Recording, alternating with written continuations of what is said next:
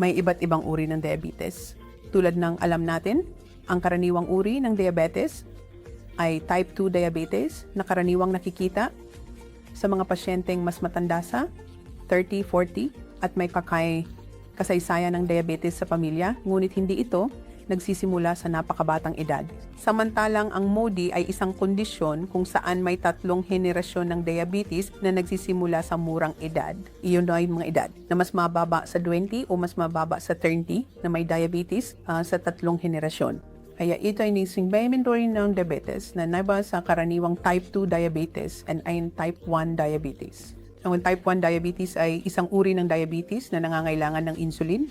Karaniwang edad ay sa pagkabata, kung saan ang bata ay nangangailangan ng insulin para sa kanyang buong buhay.